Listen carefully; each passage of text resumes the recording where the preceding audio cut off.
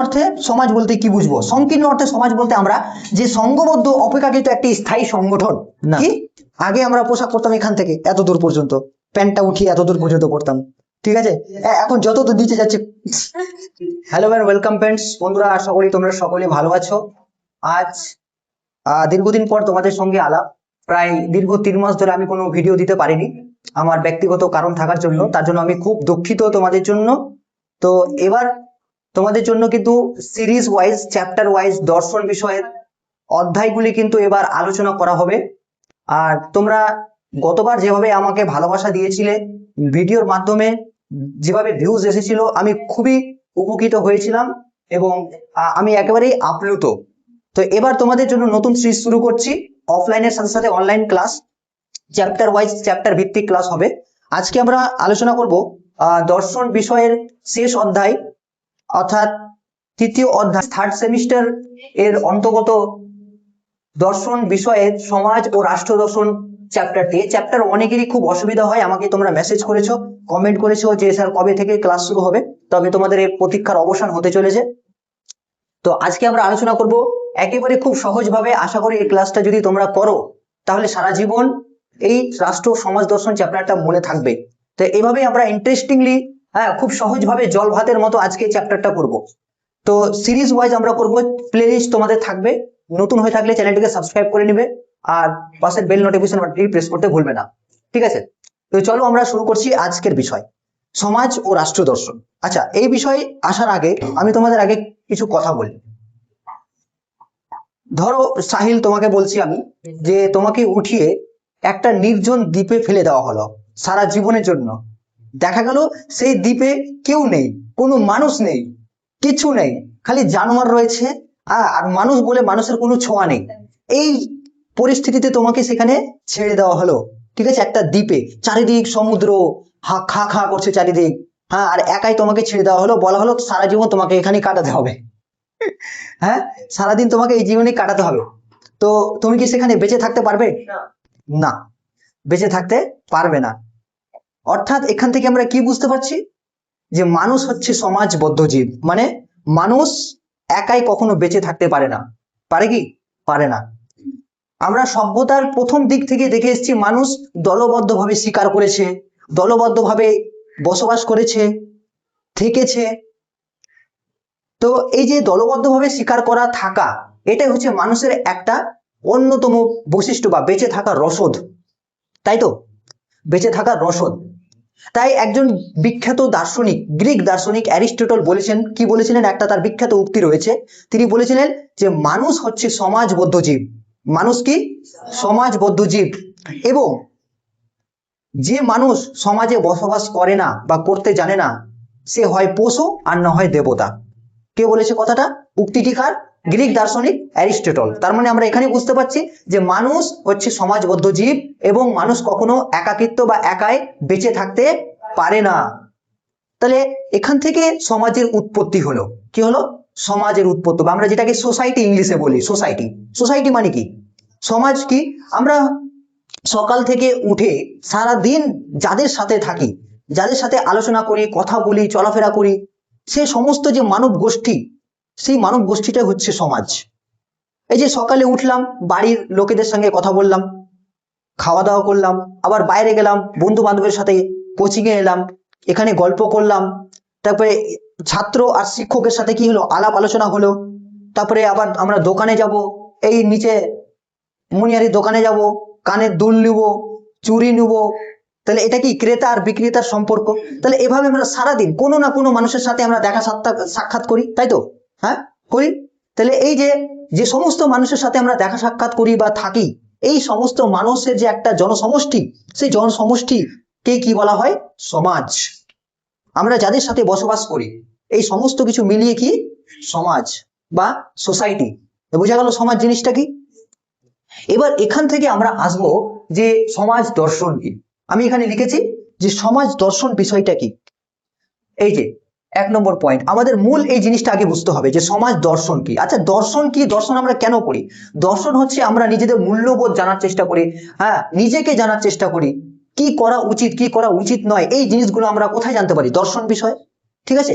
তাহলে সমাজের কি বলেছি আমি লিখেছি যে যে শাস্ত্রের দার্শনিক দৃষ্টিভঙ্গি থেকে ব্যক্তি তথা সমাজের আলোচনা করা হয় আদর্শনিষ্ঠ, তাই সেই শাখাকে কি বলা হয়? সমাজ দর্শন। বোঝা গেল? তাহলে সমাজ বিষয় কি করা হবে?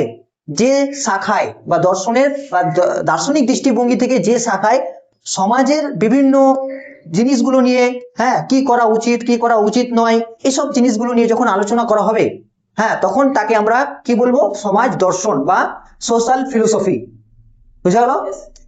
সোশ্যাল কি ফিলোসফি। বুঝা গেল? তাহলে এই শাস্ত্রে আমরা কি করব? দার্শনিক দৃষ্টিভঙ্গি থেকে যখন আমরা সমাজকে আলোচনা করব। বুঝা গেল? আশা করি তোমরাও বুঝতে পেরেছো। আচ্ছা, এবার আসি সমাজের সংজ্ঞা। তাহলে আমি একটু আগে সমাজের সংজ্ঞা বললাম যে পারস্পরিক সমাজের পারস্পরিক একে অপরের সঙ্গে মানুষের যে সম্পর্ক, এই সম্পর্কের ভিত্তিতে একটি যে মানব গোষ্ঠী যার একটা নির্দিষ্ট উদ্দেশ্য থাকে। আমাদের প্রত্যেকেরই উদ্দেশ্য থাকে জীবনে, হ্যাঁ, কেউ ডাক্তার হবো, কেউ ইঞ্জিনিয়ার হবো, কেউ শিক্ষক হবো, কেউ হাউসওয়াইফ হবো, হ্যাঁ, তারপরে আবার কেউ কি হবো? টিচার হবো। এগুলো আমরা কি আমাদের উদ্দেশ্য থাকে। তাহলে সমাজের প্রত্যেকটা মানুষের এক একটা কি থাকে? উদ্দেশ্য থাকে। তাহলে এই মানব গোষ্ঠীর এক একটা উদ্দেশ্য থাকে। আর সমাজে কি রে? মানুষের একে অপরকে কি করে? একটা পারস্পরিক সম্পর্ক থাকে, হ্যাঁ, একে অপরের কি থাকে? একটা দয়া মায়া কাজ করে, ভালোবাসা কাজ করে, হ্যাঁ। আমাদের পাড়া প্রতিবেশী যদি কেউ প্রতিবেশী কোনো কারণে যদি কি হয়, কোনো দুঃখের মধ্যে পড়ে যায়, তাহলে আমরা তাকে বাড়িতে গিয়ে সান্ত্বনা দিই, হ্যাঁ। তাহলে এটাই যে একটা পারস্পরিক সম্পর্ক বলা হয়। বুঝা গেল? তাহলে এবার আমরা আসবো যে এই যে সমাজ এলো, সমাজ দর্শন থেকে এবার আমরা একটা অধ্যায় আসবো কি? সোসিওলজি, যেটাকে বাংলায় বলা হয় সমাজ বিজ্ঞান। সরি সরি সরি সরি হ্যাঁ, সমাজ বিজ্ঞান বা সোশ্যাল সায়েন্স। ইংলিশে একে বলা হয় কি? Social science. সোশ্যাল সায়েন্স, ঠিক আছে? এই সোশ্যাল সায়েন্স জিনিসটা কি? তাহলে যখন সমাজের বিভিন্ন বিষয়গুলি, অর্থাৎ মানব সমাজে, অর্থাৎ মানব জীবনের সমাজে বিভিন্ন বিষয়গুলিকে কি করা হবে? বৈজ্ঞানিক দৃষ্টিকোণ থেকে আলোচনা করা হবে। কি দৃষ্টিকোণ থেকে? বৈজ্ঞানিক দৃষ্টিকোণ থেকে যখন সমাজের বিভিন্ন বিষয়বস্তুগুলিকে কি করা হবে? আলোচনা করা হবে, তখন আমরা তাকে বলবো সমাজ বিজ্ঞান। অর্থাৎ মানুষের সমাজের বিভিন্ন দিকগুলি আলাদা আলাদা ভাবে যখন আলোচনা করা হবে, কি উপায়ে? বৈজ্ঞানিক দৃষ্টিকোণ থেকে। বুঝা গেল? তখন আমরা তাকে কি বলবো? সমাজ বিজ্ঞান। তাহলে সমাজ বিজ্ঞান বলতে আমরা কোন বিষয়গুলিকে বুঝবো? সমাজ বিজ্ঞান বলতে আমরা মূলত ভূগোল, রাষ্ট্রবিজ্ঞান, ইতিহাস, হ্যাঁ, অর্থবিদ্যা, শিক্ষা বিজ্ঞান, আইন বিজ্ঞান, নৃবিদ্যা, এই সমস্ত বিষয়গুলিকে আমরা কি বলবো? সমাজ বিজ্ঞান। ঠিক আছে? সমাজ দর্শন কিন্তু আলাদা এক বিষয় একটু, আর সমাজ বিজ্ঞান হচ্ছে এই সমস্ত বিষয়গুলোকে। দেখ, ভূগোল সম্পর্কে আমরা কি জানতে পারি? পৃথিবীর সম্পর্কে সব জিনিস জানতে পারি। হ্যাঁ, ইতিহাস সম্পর্কে মানুষের অতীতে কি ঘটেছিল সেই সমস্ত বিষয় সম্পর্কে আমরা জানতে পারি। হ্যাঁ, রাষ্ট্রবিজ্ঞান হতে রাষ্ট্র পরিচালনার জন্য যে আইন কানুন, সেই জিনিস সম্পর্কে আমরা জানতে পারি। তাই তো অর্থবিদ্যা মানে হচ্ছে আমরা ইকোনমিক্স, আমাদের আর্থিক বিষয়টা আমরা জানতে পারি। বুঝা গেল? তাহলে তারপর শিক্ষা বিজ্ঞান হচ্ছে এডুকেশন, যেটা আমাদের সাবজেক্ট রয়েছে। বুঝা গেল? তাহলে প্রত্যেকটা বিষয়গুলোকে এক একটা কি বলা হয়? সমাজ বিজ্ঞানের শাখা। এবার আসি আমরা সোসিওলজি। আচ্ছা, বুৎপত্তিগত অর্থ সমাজতত্ত্ব। এবার আসি সোসিওলজির বাংলা কি? সমাজতত্ত্ব। তাহলে সমাজতত্ত্বটা জিনিসটা কি? আচ্ছা, সমাজ বিজ্ঞান মানে কি? যে প্রত্যেকটা বিষয়ে সমাজের বিভিন্ন দিকগুলিকে এক একটি বিষয়ে কি করা হবে? আলোচনা করা হবে, কিন্তু আলাদা আলাদা হবে। কিন্তু সমাজতত্ত্বে কি করা হবে? মানুষের সমাজ জীবনে সামগ্রিক পরিচয়, হ্যাঁ, এই সমাজ তত্ত্বে আলোচনা করা হবে। অর্থাৎ মানুষের একটি নির্দিষ্ট দিক বা মানব সমাজের একটি নির্দিষ্ট দিক আলোচনা না করে যখন মানুষের সমাজের সামগ্রিক পরিচয় বা দৃষ্টিভঙ্গি বা প্রতিচ্ছবি ফুটে উঠবে বা তুলে ধরা হবে বা আলোচনা করা হবে বৈজ্ঞানিক উপায়ে, তখন আমরা তাকে কি বলবো? সমাজতত্ত্ব বা সোসিওলজি। বুঝা গেল? আচ্ছা, এখান থেকে একটা ইম্পর্টেন্ট কোশ্চেন আছে যে সোসিওলজি কথাটির সর্বপ্রথম কে ব্যবহার করেছিল? খুব ইম্পর্টেন্ট। তাহলে সোসিওলজি কথাটির উৎপত্তি হচ্ছে, সর্বপ্রথম যিনি ব্যবহার করেছিলেন বিজ্ঞানী, ইনি হচ্ছে কি? অগাস্ট কোথ। ঠিক আছে? কে? অগাস্ট কোথ। ইনি হচ্ছে একজন গ্রিক দার্শনিক। ঠিক আছে? তাহলে ইনি হচ্ছে একজন গ্রিক দার্শনিক, সরি গ্রিক না, ফরাসি দার্শনিক হবে। ফরাসি দার্শনিক অগাস্ট কোথ, নামটা মনে রাখবো। দ্য পজিটিভ ফিলোসফি গ্রন্থে, কোন গ্রন্থ? দ্য পজিটিভ ফিলোসফি গ্রন্থে 1839 সালে, কত সালে? 1839 সালে সোসিওলজি শব্দের প্রথম ব্যবহার করেন। বুঝা গেল? তাহলে সোসিওলজি কথাটি সর্বপ্রথম কে ব্যবহার করেন? অগাস্ট কোথ। ঠিক আছে? ইনি হচ্ছে একজন ফরাসি বিজ্ঞানী। তার কোন গ্রন্থে? দ্য পজিটিভ ফিলোসফি গ্রন্থে সর্বপ্রথম কি করেন? সোসিওলজি কথাটি ব্যবহার করেছিলেন। বলে গেল? এখান থেকে ইম্পর্টেন্ট কোশ্চেন। আচ্ছা, এবার আসি তারপরে আসি আমরা কি? সমাজ বিজ্ঞান এর সম্পর্ক। আচ্ছা, এবার আসি আমরা সমাজ দর্শন আর সোসিওলজি, এই দুটার মধ্যে কি পার্থক্য রয়েছে? কি বললাম? সমাজ দর্শন আর হচ্ছে সোসিওলজি, এই দুটার মধ্যে কি পার্থক্য রয়েছে? আচ্ছা, সমাজ তত্ত্বে আমরা সমাজের বিভিন্ন বিষয়গুলোকে নিয়ে আলোচনা করবো, যেরকম সামাজিক সম্পর্ক, হ্যাঁ, একে অপরের মধ্যে আত্মীয়তা, হ্যাঁ, সম্পর্ক কেমন, ঠিক আছে। যেমন ধরো একটা স্কুলের মধ্যে শিক্ষক আর ছাত্রছাত্রীদের মধ্যে সম্পর্ক কেমন এটা দেখা হয়। এটা কিসে দেখা হয়? সমাজ তত্ত্বে বা সোসিওলজিতে দেখা হয়। তারপরে দেখা গেল যে ছাত্রছাত্রীরা কেমন পড়াশোনা করে, বা ছাত্রছাত্রীরা তাদের মানসিক অবস্থা কেমন, ঠিক আছে, তারা কতটা চাপ নিতে পারছে, এসব কোথায় আলোচনা করা হয়? এসব আলোচনা করা হয় আমাদের সমাজ তত্ত্বে আলোচনা করা হয়। আর সমাজ দর্শনে কি আলোচনা করা হয়? যে যে একজন ছাত্র ও শিক্ষকের মধ্যে সম্পর্ক কেমন হওয়া উচিত, কথাটা মাথায় রাখবে, কি বললাম, কেমন হওয়া উচিত, এইসব বিষয় নিয়ে আলোচনা করা হয়। আর সমাজ তত্ত্বে কি আলোচনা করা হয়? যে এর মধ্যে সম্পর্ক কেমন, ছাত্র ও ছাত্রীর মধ্যে সম্পর্ক কেমন, ভালো না খারাপ না কিরকম, এই সব বিষয় নিয়ে আলোচনা করা হয়। আর সমাজ দর্শনে কি আলোচনা করা হবে? যে ছাত্র ও শিক্ষকের মধ্যে সম্পর্ক কেমন হওয়া উচিত, কেমন হওয়া উচিত আর কেমন হয়, দুটোর মধ্যে পার্থক্য আছে। হ্যাঁ, তাহলে কেমন সম্পর্ক, এটা কোথায় আলোচনা করবে? সমাজ তত্ত্বে আলোচনা করা হবে। আর আর কি বললাম, সমাজ দর্শনে কি আলোচনা করা হবে? যে সম্পর্ক কেমন হওয়া উচিত, বুঝা গেল, এটা আলোচনা করা হবে। আশা করি ক্লিয়ার। সমাজ দর্শন আর হচ্ছে কি বললাম, সমাজ তত্ত্ব, দুটার মধ্যে কোথায় কি আলোচনা করা হয় বুঝা গেল। দুটার মধ্যে কথাগুলো একই রকম কিন্তু দুটো শাখায় আলাদা, ঠিক আছে। যেরকম হচ্ছে আর একটা, যে কেউ চুরি করলো, ঠিক আছে, যে দেখা গেল যে ভারতে কিরকম চুরি হয় এটা নিয়ে আলোচনা করা হচ্ছে, তাহলে এটা হচ্ছে সমাজ তত্ত্বে আলোচনা করা হবে। এবার কেউ চুরি করে ধরা পড়লো, তার শাস্তি কি হওয়া উচিত, তাহলে এটা কোথায় আলোচনা করা হবে? সমাজ দর্শনে আলোচনা করা হবে। বুঝা গেল ব্যাপারটা? হ্যাঁ, ব্যাস, এবার বুঝতে পারছিস তো চ্যাপ্টারটা? আচ্ছা, তাহলে হচ্ছে কি, হ্যাঁ, এবার আসবো আমরা সমাজ দর্শন আর সমাজ বিজ্ঞানের সম্পর্ককে। এই যে সমাজ দর্শন আর কি সমাজ বিজ্ঞানের সম্পর্ক। তাহলে একজন দার্শনিক রয়েছে যার নাম হচ্ছে গিসবার্ট, খুব বিখ্যাত একটি উক্তি দিয়েছিলেন। তার কোন গ্রন্থে? তার গ্রন্থের নাম হচ্ছে সোসিওলজি গ্রন্থ, সোসিওলজি ফান্ডামেন্টাল অফ সোসিওলজি। কি গ্রন্থটার নাম? Fundamental of sociology. এই ফান্ডামেন্টাল অফ সোসিওলজি গ্রন্থে তিনি একটি বিখ্যাত উক্তি বলেছেন যে সমাজ হলো কি, সমাজ দর্শন এখানে হবে, এখানে সমাজ দর্শন কথাটা হবে, যে সমাজ দর্শন হলো সমাজ বিজ্ঞান ও দর্শনের মিলন স্থল। উক্তিটি কার? খুব পরীক্ষায় আসে। তাহলে উক্তিটি হবে গিসবার্ট। কার উক্তি? সমাজ তত্ত্ববিদ গিসবার্ট। তার কোন গ্রন্থে বলেছিলেন? ফান্ডামেন্টাল অফ সোসিওলজি গ্রন্থে। বুঝা গেল?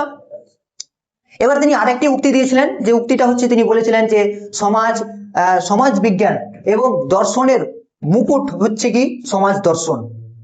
বুঝা গেল? এই উক্তিটাও তিনি বলেছিলেন। আচ্ছা, এবার আসি আমরা সামাজিক বিজ্ঞান। সামাজিক বিজ্ঞান সমাজ দর্শনের আলোচ্য বিষয়, এটা নিয়ে আমরা আলোচনা করি, যে সমাজ দর্শনে আমরা কি কি বিষয় নিয়ে আলোচনা করব, তাই তো। সমাজ দর্শনের মধ্যে আমরা কি কি বিষয় নিয়ে আলোচনা করব। তাহলে 1 নম্বর হচ্ছে যে অর্থ ও মূল্য নির্ধারণ, অর্থাৎ সমাজের অর্থ আর মূল্য মানে তার ভ্যালু নির্ধারণ করা হবে।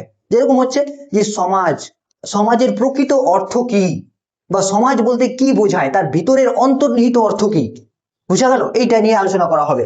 তারপরে আসছি 2 নম্বর পয়েন্ট, যে ব্যক্তি ও সমাজের আলোচনা। কি?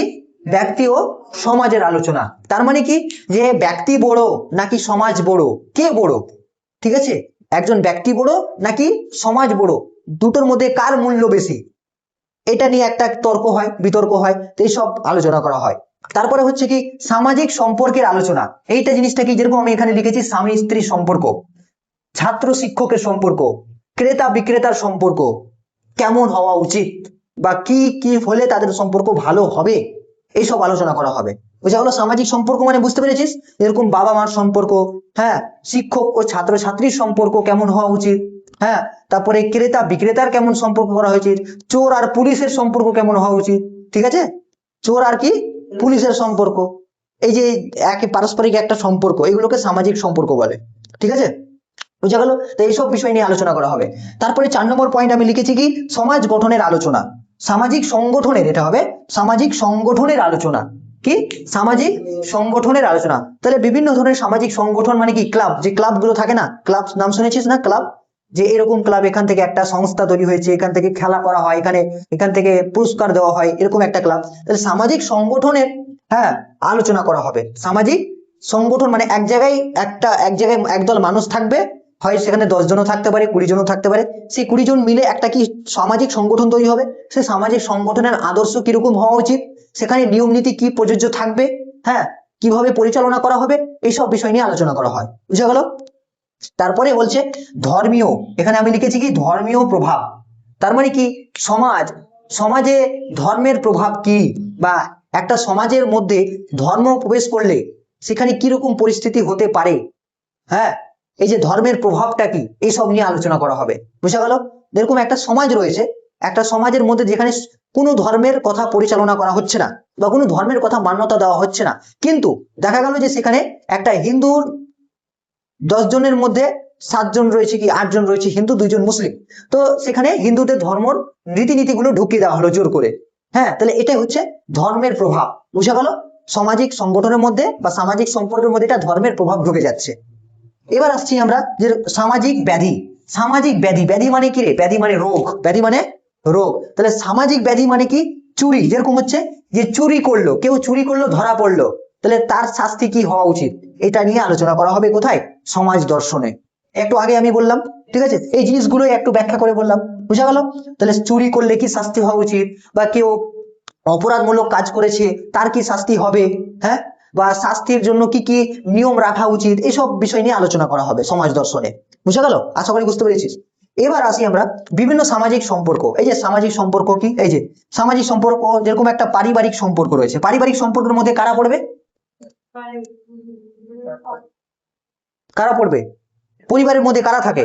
স্বামী স্ত্রী, স্বামী স্ত্রীর সম্পর্ক পারিবারিক সম্পর্ক, বাবা মার সম্পর্ক পারিবারিক সম্পর্ক, ভাই বোনের সম্পর্ক পারিবারিক সম্পর্ক, ভাই ভাইয়ের মধ্যে সম্পর্ক পারিবারিক সম্পর্ক, হ্যাঁ, শ্বশুর শাশুড়ির পারিবারিক সম্পর্ক।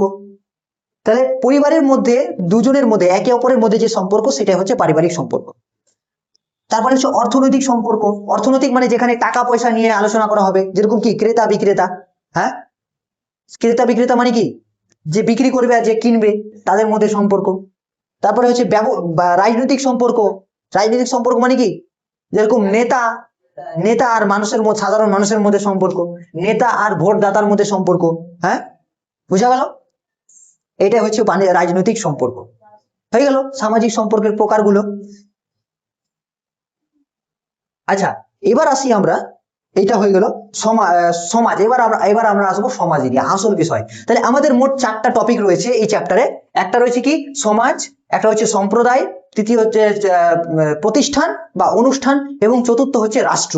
এই 4টা জিনিস তোমাদের পড়তে হবে এই অধ্যায়। বিরাট বড় অধ্যায় রয়েছে, এখান থেকে প্রায় 10 নম্বর পরীক্ষায় আসবে। ঠিক আছে, তার জন্য খুব খুব ইম্পর্টেন্ট এই চ্যাপ্টার, মনোযোগ সহকারে বুঝতে হবে। তো আমরা যদি পড়াটা না বুঝতে পারি, তাহলে কিন্তু আমরা পড়ে লাভ নাই, বুঝতে পারবো না, মাথায় ঢুকবে না। ঠিক আছে, তো কি যেন বলছিলাম আমি, হ্যাঁ, সমাজ। তাহলে সমাজ নিয়ে আলোচনা করবো। তাহলে আজকের টপিক হচ্ছে আমাদের কি? সমাজ। এতক্ষণ আমরা ইন্ট্রোডাকশন করছিলাম, এবার আসল পর্যায়ে ঢুকবো, সমাজ জিনিসটা কি। ঠিক আছে, তাহলে সমাজ জিনিসটা কি, এটা আমি প্রথমে ক্লাসের শুরুতে বলেছিলাম। ঠিক আছে, তাহলে সমাজ কি? সমাজ হচ্ছে একটি নির্দিষ্ট জনগোষ্ঠী, যার একটি নির্দিষ্ট কি থাকবে? উদ্দেশ্য থাকবে, এবং একে অপরের কি থাকবে? পারস্পরিক সম্পর্ক থাকবে, নিবিড় সম্পর্ক থাকবে, এবং নির্ভরশীলতা থাকবে। সেই জনগোষ্ঠীকে কি বলা হয়? সমাজ। বুঝা গেল? এবার সমাজের ব্যুৎপত্তিগত অর্থ কি, এটা আমরা জানতে হবে। সমাজের ব্যুৎপত্তিগত অর্থ, দেখ, সমাজের ব্যুৎপত্তিগত অর্থ, ইংলিশ কি অর্থ? সোসাইটি। ইংলিশে সমাজকে কি বলা হয়? সোসাইটি বলা হয়। তাহলে এই সোসাইটি একটি হচ্ছে ল্যাটিন শব্দ। কোন শব্দ? ল্যাটিন শব্দ কি? সোসিয়াস থেকে এসেছে। কোন শব্দ? সোসিয়াস থেকে এই সমাজ কথাটি এসছে। সোসাইটি কথাটা কোন শব্দ থেকে এসছে? সোসিয়াস কথাটি অর্থ, যার অর্থ কি? বন্ধুত্ব বা একত্রে বসবাস করা। বুঝা গেল? এটা মনে রাখতে হবে কিন্তু। তাহলে এটা খুব ইম্পর্টেন্ট একটা কোশ্চেন, যে সোসাইটি শব্দের একটা কোন শব্দ? ল্যাটিন শব্দ সোসিয়াস থেকে এসেছে, যার অর্থ কি? বন্ধুত্ব বা একত্রে বসবাস করা। বুঝা গেল? এবার আসি যে সমাজ নিয়ে বিভিন্ন দার্শনিক কি কি মতবাদ দিয়েছেন। সমাজ নিয়ে বিভিন্ন দার্শনিক কি কি মতবাদ দিয়েছেন, সেটা আমরা, এটা তো আমরা আক্ষরিক অর্থ জানলাম। এবার আসছি সমাজ নিয়ে আমাদের প্রকৃত অর্থগুলো কি কি।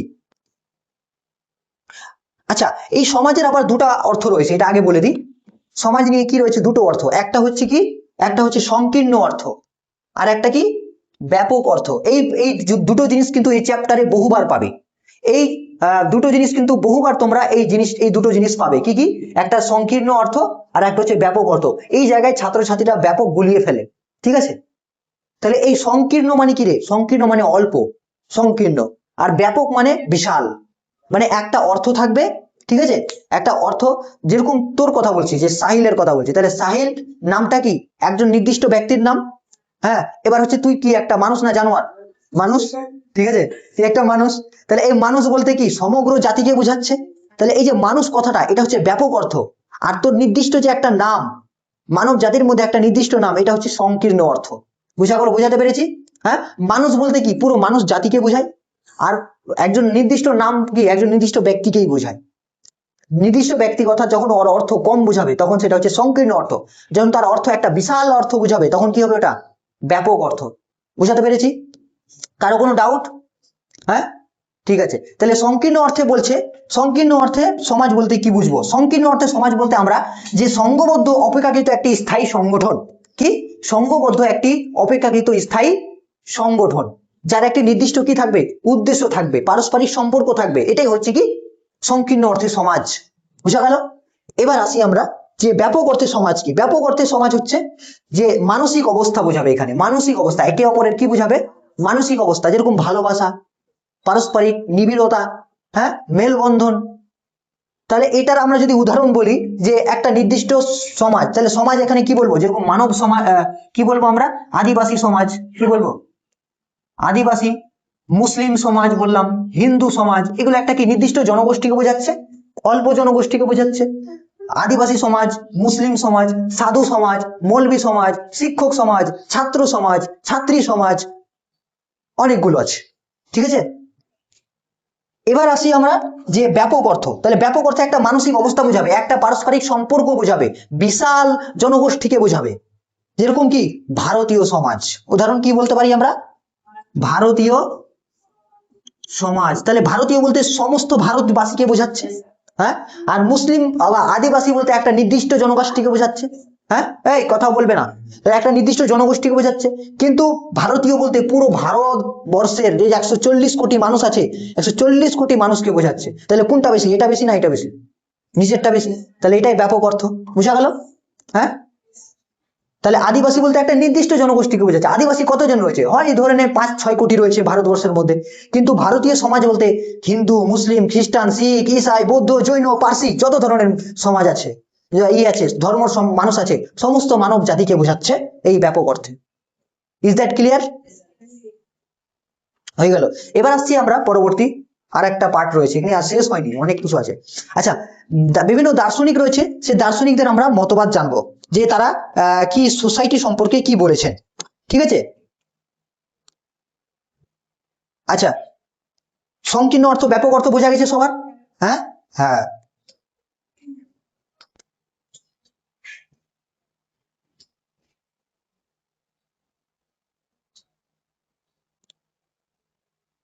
আচ্ছা, এখানে বলছি যে সমাজ হলো এমন একটি ব্যবস্থা যেখানে রয়েছে রীতিনীতি, কর্তৃত্ব, সহযোগিতা, নানা গোষ্ঠী এবং মানুষের আচার আচরণ, স্বাধীনতার নিয়ন্ত্রণ এবং পরিবর্তনশীল জটিল ব্যবস্থাই হলো সমাজের জটা জাল। জাল কেন বলছে? জাল বলতে চারিদিকে ছড়িয়ে থাকে সমাজ, জালের মতো, এই জন্য সেটাকে জটা জাল বলছে। বোঝা গেল?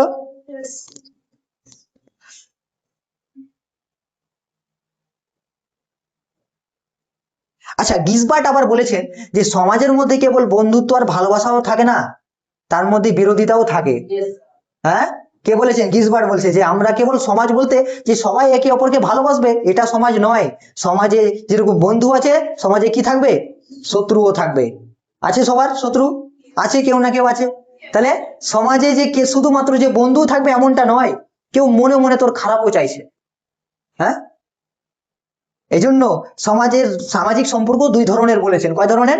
দুই ধরনের। একটা হচ্ছে প্রাথমিক মুখ্য সম্পর্ক, আর একটা হচ্ছে গৌণ সম্পর্ক। প্রাথমিক সম্পর্ক আর গৌণ সম্পর্ক, এই গিসবার্ট বলেছেন। ঠিক আছে, তাহলে আমরা বললাম যে সমাজের মধ্যে কেবল যে বন্ধুত্ব থাকবে এমনটা না, শত্রুও থাকবে। শত্রু না থাকলে সেটাকে সমাজ বলবো না আমরা, শত্রুও থাকতে হবে। ঠিক আছে, তাহলে এই জন্য সমাজে সামাজিক সম্পর্ককে দুই ধরনের বলা হয়েছে, একটা হচ্ছে মুখ্য সম্পর্ক আর একটা হচ্ছে কি গৌণ সম্পর্ক। তাহলে মুখ্য সম্পর্ক কি? মুখ্য সম্পর্ক হচ্ছে যেখানে আমরা একে অপরকে ভালোবাসবো, একে অপরের বন্ধুত্ব থাকবে। হ্যাঁ, এটাই হচ্ছে সমাজের মূল কেন্দ্রবিন্দু আর প্রধান ভিত্তি। বুঝা গেল? আর গৌণ সম্পর্ক কি? যে সম্পর্কে কি থাকবে? বিরোধিতা থাকবে। হ্যাঁ, ঠিক আছে, এবং সমাজকে গতিশীল আর পরিবর্তনশীল হতে সাহায্য করবে। সমতা ও বৈসাদৃশ্য উভয়কে নিয়ে মানব সমাজ গঠিত। তাহলে একজন সমতা থাকলে, হ্যাঁ, মিল থাকলে কারোর মধ্যে অমিলও থাকে, তাই তো? তাহলে যখন আমরা বন্ধুত্ব ভাব থাকবে, সেই সেই সম্পর্কটাকে কি বলবো? গৌণ, সরি, প্রাথমিক সম্পর্ক। কি বলবো? প্রাথমিক সম্পর্ক বা মুখ্য সম্পর্ক। আর যখন সমাজের মধ্যে বিরোধিতা থাকবে, সেই বিরোধিতাটাকে কি বলা হয়? গৌণ সম্পর্ক। বুঝা গেল? তাহলে কেউ ভালো চাইবে তো কেউ আমার খারাপও চাইবে সমাজের মধ্যে। তাহলে সমাজের মধ্যে বিরোধিতা, বন্ধুত্ব, সহযোগিতা, হ্যাঁ, কেউ আবার বলছে যে মরে যাও, এরকম করে বলছে, হ্যাঁ, তোমার বিটি করেছে, মরে যাও, মরে যাও, এরকম বলবে কিনা সমাজের মধ্যে? তারপর আবার হিংসা থাকে সমাজের মধ্যে, হ্যাঁ, দেখতে ওর বেটিটা পাস করলে হেঁটে, হ্যাঁ, আর আমাদের নিজের বাড়িতে কি হচ্ছে সেটা দেখার নেই। ঠিক আছে? তাহলে সম্পর্ক মানে বিষ বিষ করবে যে ধরে ধরে লেগেছে তো ভালো হয়েছে পুলিশ, তাহলে থাকুক সারা জীবন সরুক, এরকম বরদোয়া দেয় কিনা সমাজের মধ্যে? তাহলে এই জিনিসগুলো আমাদের সমাজের মধ্যে হয়। তাহলে সমাজের মধ্যে ভালো হয় না, খারাপও হয়। কেউ ভালো চায়, কেউ কল্যাণ চাই।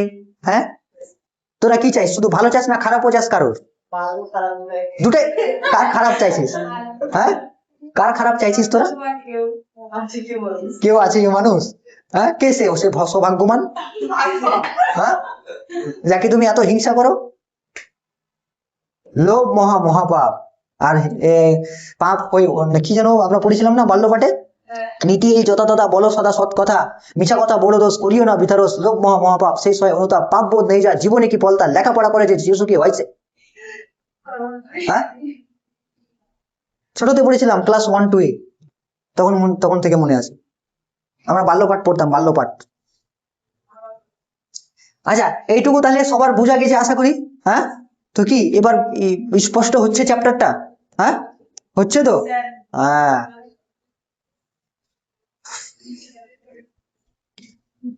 কতক্ষণ হলো রে বাবু? আচ্ছা, এবার দেখো, এবার আমরা দেখবো যে সমাজ গঠনের প্রধান বৈশিষ্ট্য সমূহ। মানে একটা সমাজ তো এমনি তৈরি হয়ে যায় না, তাই না? হ্যাঁ, একটা সমাজ তৈরি হতে গেলে কিছু কিছু আমাদের কি লাগে? বৈশিষ্ট্য লাগবে। ঠিক আছে? এবার তুই যে একটা মানুষ হয়েছিস, তো তোকে কি দেখে বুঝবে তুই মানুষ? হ্যাঁ, মানে তোর কিছু বৈশিষ্ট্য আছে, তার জন্যই তোকে মানুষ বলা হচ্ছে। তোকে গরু কেন বলা হচ্ছে না? হ্যাঁ, হ্যাঁ, ঠিক তাই। তোর 4টা পা নেই, তোর 2টো পেট নেই, ঠিক আছে? তারপরে তুই আবার ঘাস খাস না, কি খাস তুই?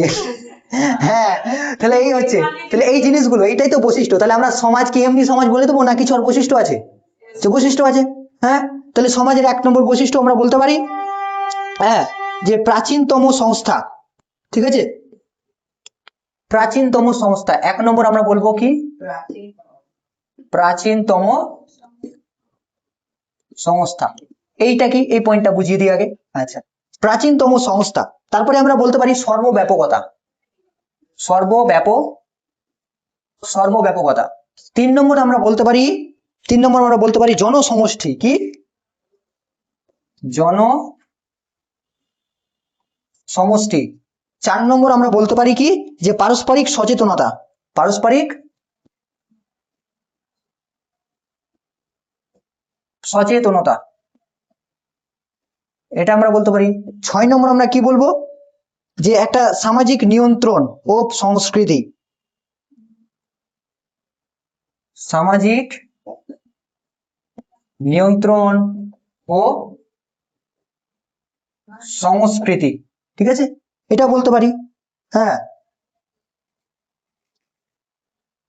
তারপরে হচ্ছে 7 নম্বর বলতে পারি গতিশীলতা। গতি গতিশীলতা। ঠিক আছে? এই দুটো কয়েকটা পয়েন্ট আমরা আলোচনা করি। তাহলে 1 নম্বর বলছি আমরা কি? যে সামাজিক সচেতনতা সংস্থা। আচ্ছা, মানব সমাজ সভ্যতার মতো সমাজও কি বলতো? যে একটা প্রাচীনতম সংস্থা। মানে সমাজ একদিনে তৈরি হয়েছে কি? না, সেই যুগ যুগ ধরে সমাজ চলে আসছে। এখানে যে একটা সমাজ রয়েছে আমাদের গোয়াগায়, তাহলে এই সমাজটাকে একদিনে হয়ে গেছে? সবাই একদিনে সবাই পয়দা হয়ে গেছে? হ্যাঁ, একদিনে সবাই হয়ে গেছে? না, যুগ যুগ ধরে সমাজটা হয়ে আসছে। তাহলে যে মানব সমাজের মতো, মানব সভ্যতার মতো সমাজও একটা কি? প্রাচীনতম সংস্থা। তাহলে এটা আমরা বুঝবো, একটা পুরাতন হতে হবে, কথা বলবে না। তারপর হচ্ছে সর্বব্যাপকতা। ঠিক আছে? সর্বব্যাপকতা মানে কি? সব জায়গায় রয়েছে। এটা কি রয়েছে? সব জায়গায় রয়েছে। মানে কেবলমাত্র আমাদের যে মানুষের মধ্যে সমাজ রয়েছে এমনটা নয়, পশু পাখিদের মধ্যেও সমাজ আছে, আছে না? ওরাও তো একসাথে চলাফেরা করে। হ্যাঁ, পাখিগুলো একসাথে উড়ে যায় কিনা? হ্যাঁ, ওরাও সবসময় সুখ দুঃখে পাশে দাঁড়ায়, আমরা দেখতে পাই না ওই জন্য, কিন্তু ওদেরও আত্মীয় স্বজন আছে, মা বাবা আছে, আছে না? তাহলে পশু পাখিদের মধ্যেও সমাজ দেখা যায়, তারাও কিন্তু দলবদ্ধভাবে থাকতে পছন্দ করে। একাই একটা গরুকে রেখে দিবি, থাকবে না, কখনো থাকবে না। ঠিক আছে, একটা পাখিকে খাঁচায় বন্ধ করে রেখে দিবি, ওই পালানোর জন্য খালি ছিটপিট ছিটপিট করে শেষ পর্যন্ত মারা যায়। তাহলে তারাও সমাজবদ্ধভাবে থাকতে পছন্দ করে। তাহলে সর্বব্যাপকতা মানে পৃথিবীর সব জায়গায় সব জনগোষ্ঠী, সব জনজাতি এবং অন্যান্য জীব গোষ্ঠীর মধ্যেও কি দেখা যায়? সমাজ দেখা যায়। দ্বিতীয় হচ্ছে জনসমষ্টি। তাহলে একটা জনসমষ্টি থাকবে, একজনে সমাজ কখনো হয় না, একজনে সমাজ কখনো হয় না, বহুজন লাগবে, বহুজন মিলে কি তৈরি হবে? একটা সমাজ। তাহলে এই বহুজনকে মিলে কি তৈরি হয়? সমষ্টি। সমষ্টি মানে কি রে? যোগ। ঠিক আছে, তাহলে যোগ মানে একত্রিত হওয়া, ঠিক আছে, জনসংযোগ বলে কিনা। তারপর হচ্ছে পারস্পরিক সচেতনতা, নির্ভরশীলতা। সচেতনতা মানে সমাজে কি করব আমরা? একে অপরের সাথে আমরা দেখতে পাবো ভালোবাসা থাকে, একে অপরের উপর নির্ভর করে থাকে। যেরকম আমরা কি, যে যদি আমাদের রোগ হয় তাহলে আমরা কার কাছে যাই? টিচারের কাছে যাই না? কার কাছে? ডক্টরের কাছে যাই। ঠিক আছে, তাহলে ডাক্তারের কাছে যাই, তাহলে আমার কার উপর নির্ভর হতে হচ্ছে? ডাক্তারের উপরে নির্ভর হতে হচ্ছে। হ্যাঁ, তারপরে আমরা পড়াশোনা করতে যাই, পড়াশোনা এমনি হয়ে যায়? হয় না। কার উপর নির্ভর হতে হচ্ছে? শিক্ষকের উপর নির্ভর হতে হচ্ছে। তাহলে একে অপরের উপর কি নির্ভরশীলতা থাকবে। আর বন্ধুত্ব, পারস্পরিক, শুধু বন্ধুত্ব না, শত্রুতা থাকবে, একটু আগে বললাম। তারপরে বললাম সামাজিক নিয়ন্ত্রণ সংস্কৃতি, সংস্কৃতির মিল থাকবে, সংস্কৃতি মিল থাকবে। এই কথা বলবে না, ক্লাস সময় কথা বলবে না। তাহলে কি বলছে? সামাজিক নিয়ন্ত্রণ আর সংস্কৃতি থাকবে, সামাজিক নিয়ন্ত্রণ থাকবে আর সংস্কৃতির মিল থাকবে। সংস্কৃতির মিল মানে এবার এখানে দেখা গেল যে পাঁচজন কি রয়েছে বাংলা ভাষার লোক আছে, আর ওখানে 20 জন, আর 20 জন কি চাইনিজ ভাষার লোক চলে এসছে, চ্যাংমিং ছুং ছুং চ্যাং ছুং ছুং এরকম কথা বলছে। এমন কি চা চাইছেন? ছুং ছুং ছুং ছং কি, ছি ছি, কিছুই বুঝতে পারছি না আমরা। চুং চ্যাং চুং কি, কি চুং চুং চুং কি, কিছু বুঝতে পারছি না। তাদের মধ্যে আমার মিল হবে কি? হবে না। তাহলে একটা সংস্কৃতির মিল থাকতে হবে। দেখা গেল তারা সাপ খাচ্ছে, কাঁকড়া খাচ্ছে, ইঁদুর খাচ্ছে, কি কি খাচ্ছে। হ্যাঁ, আমরা ওসব খাই কি? খাই না। তা আমরা ওদের সাথে থাকতে পারবো? থাকতে পারবো না। আমাদের সাথে থাকতে হলে কি গরু গোশ খেতে হবে, মাছ মাংস খেতে হবে, হ্যাঁ, সবজি খেতে হবে, ভালো মন্দ খেতে হবে, তারপরে আমাদের সাথে থাকা যাবে। তুই একটা আদিবাসীর সাথে থাকিস তো তোর একটু অন্যরকম লাগবে কিনা, একটু গিল্টি ফিল হবে। যদি ওটা করতে নেই, যদি ওটা মনোভাব রাখতে নেই, সবাই মানুষ, ঠিক আছে, কিন্তু একটু মানে অন্যরকম মনোভাব হয়, ঠিক আছে। তো সেটা কখনো করতে নেই, তারাও মানুষ, ঠিক আছে। আমরাও তো গরু মানে সরি, মানে মুসলিম সমাজও কি মানে বিফ খাই, ঠিক আছে। হিন্দু সমাজ আবার আদিবাসী সমাজে কি শুকুর খায়, তাই তো। তো মুসলিম সমাজ, এই সব সমাজের মধ্যে একটা ই রয়েছে। তাই বোঝা গেল। এবার আসছি আমরা আহ গতিশীলতা। সমাজের মধ্যে একটা গতিশীলতা থাকবে। গতিশীলতা মানে কি? সমাজ থেকে থাকবেন, থেমে থাকবে না, সমাজ প্রবাহমান, সমাজ পরিবর্তনশীল। সমাজ কি? পরিবর্তনশীল। সবসময় সমাজ একই রকম থাকবে কি? থাকবে না, সমাজ পরিবর্তন হতে থাকে। হ্যাঁ, সমাজে চেঞ্জেস হতে থাকে। আজ 20 বছর আগে যেরকম আমরা কালচার ছিল, যেরকম আমরা পোশাক আশাক পরতাম, এখন কি ওরকম পরি? না। আগে আমরা পোশাক পরতাম এখান থেকে এত দূর পর্যন্ত, প্যান্টটা উঠিয়ে এত দূর পর্যন্ত পরতাম, ঠিক আছে। এখন যত দূর নিচে যাচ্ছে কখন দেখবি খুলে পড়ে যাবে। হ্যাঁ, আগের কালচার, আগের হিরো গুলো, মুভিগুলো দেখবি পেট পর্যন্ত পড়ে, পেট পর্যন্ত বেল্ট লাগিয়ে পড়ে আছে। হ্যাঁ, দেখতে আবার অন্যরকম লাগে, গুটি উপরে পর্যন্ত পড়ে থাকে। হ্যাঁ, এখন দেখছি, যত দেখছি আবার মাঝখানে কি হলো, যে প্যান্ট আবার নিচে নামতে নামতে নামতে নামতে আমি তো ভাবছি যে কখন পুরোটাই নেমে যাবে। তো এটা একটা মমদের ব্যাপার, ঠিক আছে। আবার আবার মাঝখানে কি আবার দেখছি ছেলেরা একটু এরকম করে পড়ছে, দেখছি এরকম করে পড়ছে। হ্যাঁ, তো এরকম করে পড়ছে। আমার এই যে স্টাইল, আমার গুটির নিচে ছিল, আবার গুটির উপরে উঠে এলো। আবার দেখছি আবার আরো ছোট হয়ে যাচ্ছে দিনের দিন, ঠিক আছে। আবার আগে আগে মানুষ একটু কি চুজ পরতো, মানে একটু চাপা জামা পরতো, এখন হচ্ছে আবার ঢিলঢাল জামা পরছে সব। হ্যাঁ, ব্যাগি পরছে, ব্যাগি জিন্স গুলো পরছে, হ্যাঁ, ঢাবলা জামাগুলো পরছে। এই যে তাহলে কালচারের পরিবর্তন হচ্ছে আমাদের, হ্যাঁ, কখন চেঞ্জ হচ্ছে কি হচ্ছে কিছু বোঝা যাচ্ছে না। আর আগে ছেঁড়া কাপড় পরতো, ছেঁড়া, যে এখান থেকে ছেঁড়া, এখান থেকে ছেঁড়া, এখান থেকে ছেঁড়া, হ্যাঁ, ওই নাকি স্টাইল। হ্যাঁ, তারপর আগে মানুষ চুলে রং কি ছিল বুঝতো না, এখন আবার রং বেরং করছে। কেউ কেউ আবার বিদেশি হতে চাইছে, কেউ ছাপড়ি হতে চাইছে, কেউ পাপড়ি হতে চাইছে, কেউ ঠোপড়ি হতে চাইছে। ঠিক আছে, তো এই যে আমাদের মানব সভ্যতা, তাহলে এটা আমাদের সমাজ কিন্তু গতিশীলতা রয়েছে সমাজের মধ্যে। তাহলে বুঝলাম আমরা সমাজ কি থেমে থাকে না, সমাজ চেঞ্জ হতে থাকে। বুঝা গেল? পরবর্তী স্টেপে আসি আমরা।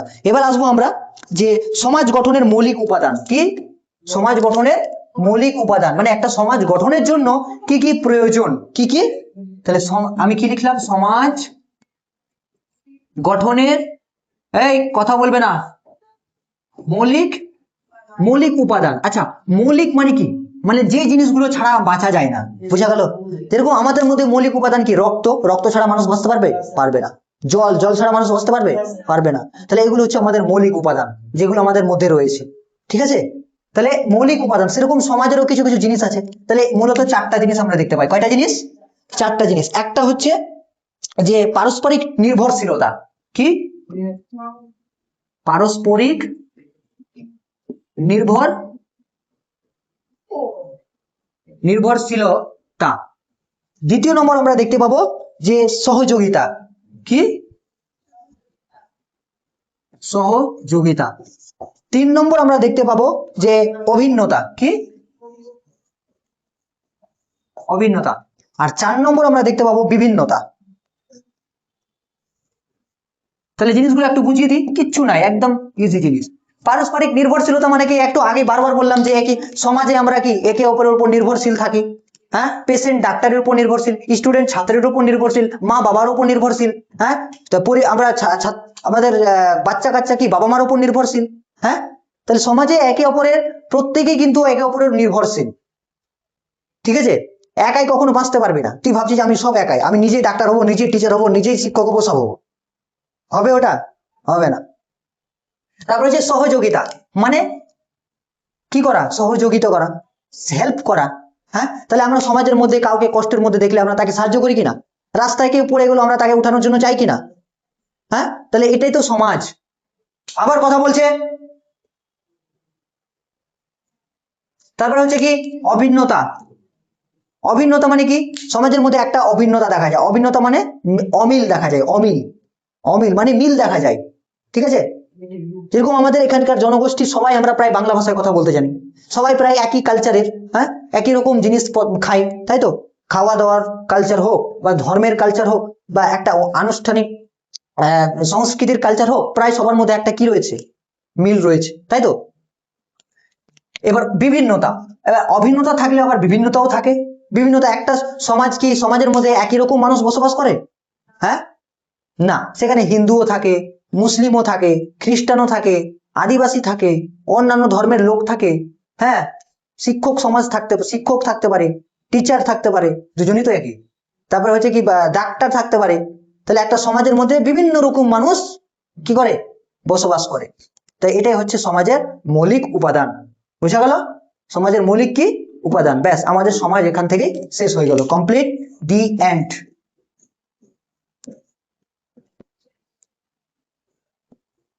সমাজ কমপ্লিট। এরপরে আমরা এরপরের দিন আমরা কি আলোচনা করব, সম্প্রদায়, কি, সম্প্রদায়। ঠিক আছে, এখান থেকে কিছু ইম্পর্টেন্ট আমি কোশ্চেন আলোচনা করে দিই।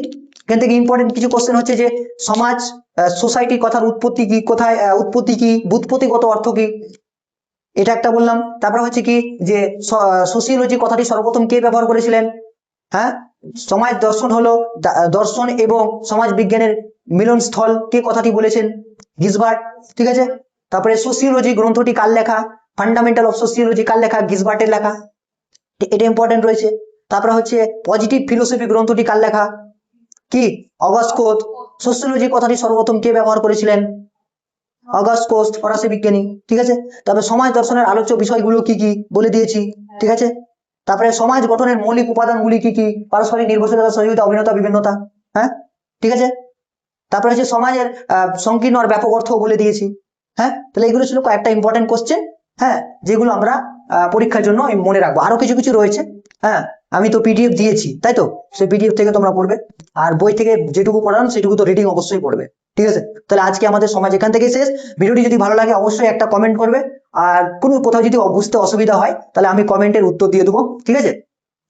আর তোমরা চ্যানেলের সঙ্গে যুক্ত থাকো, আরো ভিডিও আসবে, সাজেশনমূলক ভিডিও আসবে, পরীক্ষায় কি ধরনের তোমরা প্রস্তুতি করলে ভালো নম্বর পাবে, ইত্যাদি ইত্যাদি ভিডিও আসবে, লাইভ ভিডিও আসবে মাঝে মাঝে। তো তোমরা যুক্ত থাকো চ্যানেলের সাথে, আশা করি তোমাদের খুব উপকার হবে ভবিষ্যতে। তো সুস্থ থেকো, ভালো থেকো, আবারও দেখা হচ্ছে নতুন একটি ভিডিওতে। জয় হিন্দ। চলে যাও বাড়ি, না তোমাদের বাড়ি না, ভিডিও চালু করেছি না বন্ধ।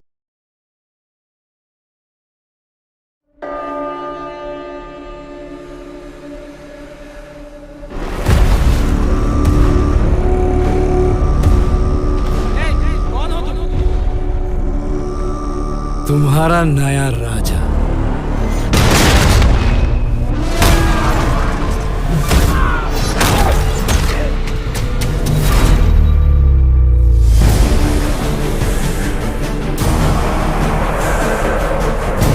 देवलोक, पृथ्वीलोक, पाताल लोक, तीनों लोकों में एक ही राज होगा।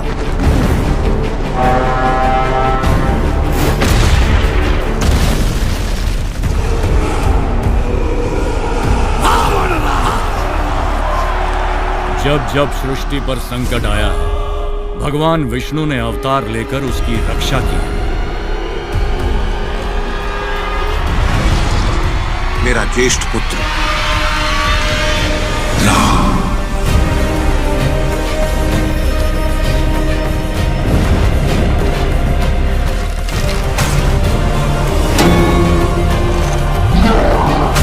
विश्व कल्याण के लिए यदि मेरा अंत भी हो जाए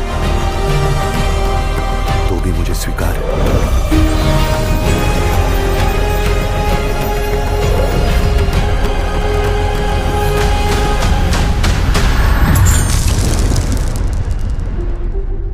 निर्णय मैं ले चुका हूं।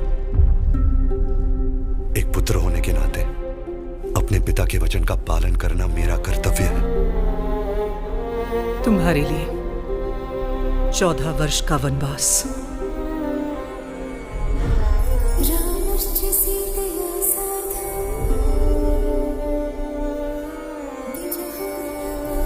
उस वचन का क्या जो आपने मुझे विवाह के समय दिया था। अब हमारा भाग्य एक है, और भाग्य में जो भी लिखा है मुझे स्वीकार है।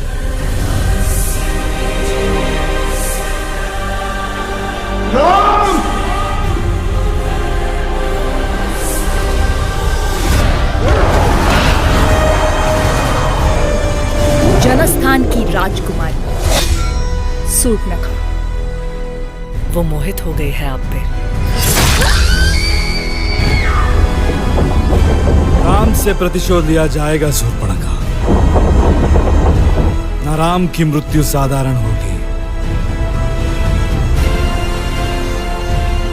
न उसका अपमान। रावण तीनों लोकों का स्वामी है, तो तीनों लोकों के सामने उसका वध करूंगा। मैं अपनी सीता को वापस लाऊंगा।